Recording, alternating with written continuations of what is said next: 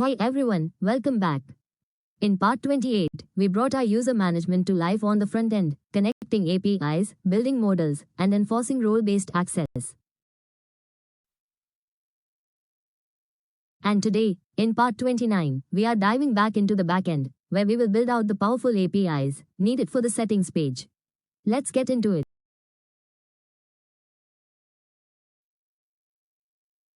Inside our settings controller.js, we start with the update password function. Here's what's happening. We extract three values from the request body. This is the data sent from the front-end form, including the current password, new password, confirm password.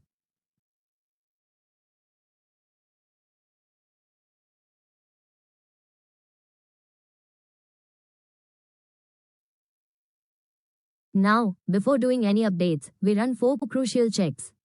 First, we verify if the user exists and is an admin.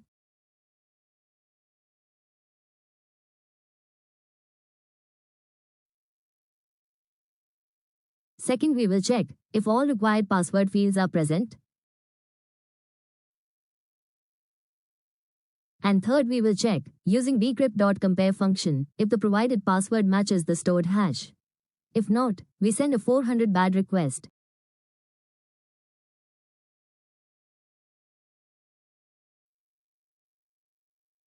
And in the last, we will confirm the new passwords match. No one wants mismatched passwords.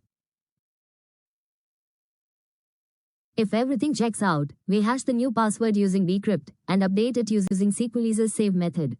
And just like that, the admin's password is securely updated in the database.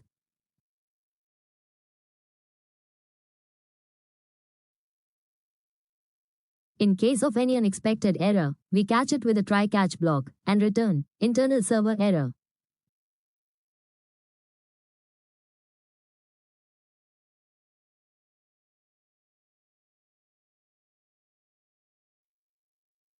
Let's move on to user preferences.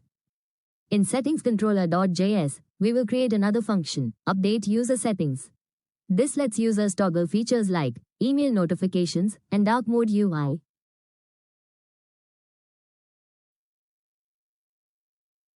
Let's break it down. First, we will pull out the values from the request.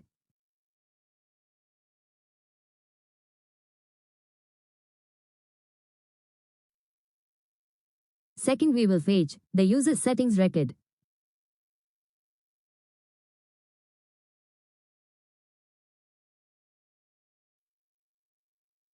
If the settings record doesn't exist, we create one, so even if a user is new, they can still save preferences without errors. Then we use two if blocks to check for actual changes, one for notification.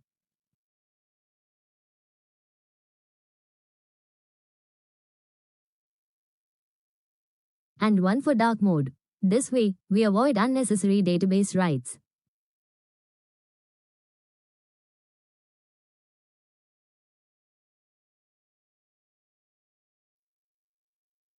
Next, if anything is changed, we will update it using SQLize's save method. This way, we update only when needed.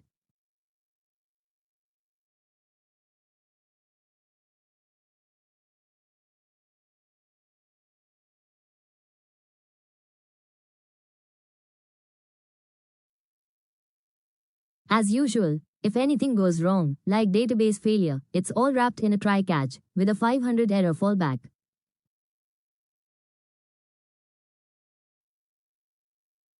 Now let's secure these APIs roots in settingsroots.js.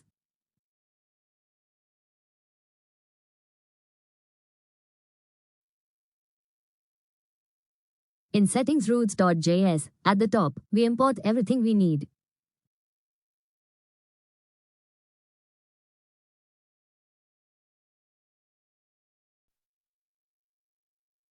We use the authenticate user middleware before each root. Remember, we created this auth middleware in part 19. Check that out for reference.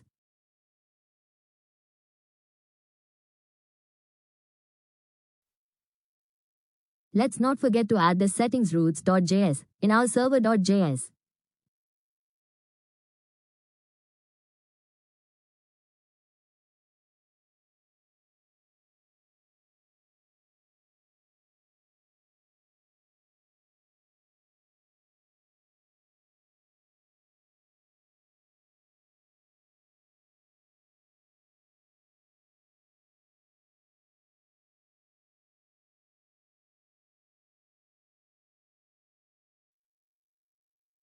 Let's see how these API works in Postman. Here I have already added required requests in Postman. Don't forget, we need to provide JWT token received from LAN to dashboard API in every API's headers tab. And explanation for this JWT token and its working is provided in part 19 and part 20. Check that out for reference. Here we have received response, password updated successfully. I suggest you to try intentionally sending wrong data. It's the best way to see how API is working, and it will also test how resilient your backend is. Let's test next API.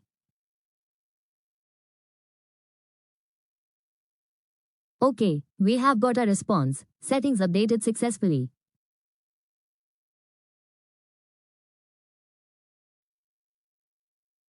Let's give a check to our database.